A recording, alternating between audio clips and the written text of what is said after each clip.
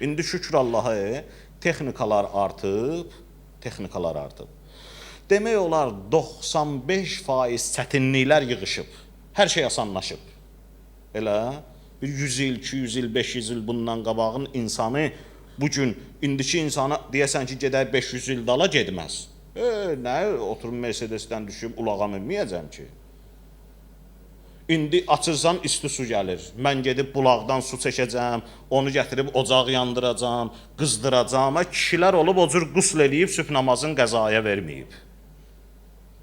İnsanlar olub o cür həyatda bir dəfə sübh namazın qəzaya verməyiblər.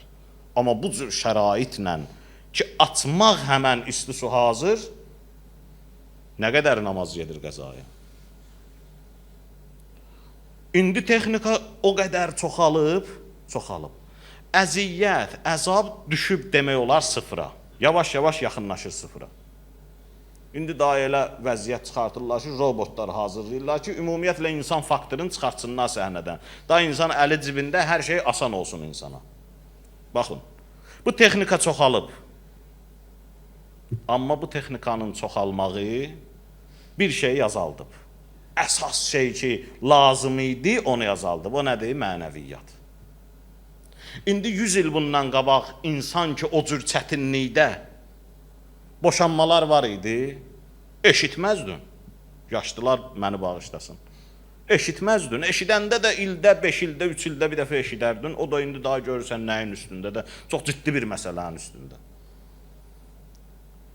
Niyə o vaxtı çətinlik çox idi, texnika yox idi, amma cəmaat boşanmaların sayı çox-çox az idi. Niyə? Çünki mənəviyyat çox idi. Cəmaatda çətinliyə səbr etmək var idi. İndi o qədər mənəviyyat düşüb aşağı ki, balaca bir söhbətə səbri çatmır, bir də görürsən boşandı.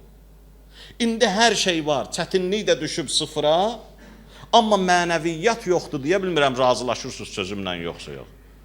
Qabaqçı analar, qabaqçı nənələr, qabaqçı kişilər, qabaqçı atalar, qabaqçı babalar mənəviyyat sahibi olublar.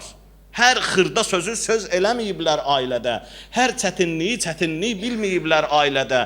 Biliblərsə də səbr eləyiblər, elə səbr eləyiblər, heç həyat yoldaşı bilməyib.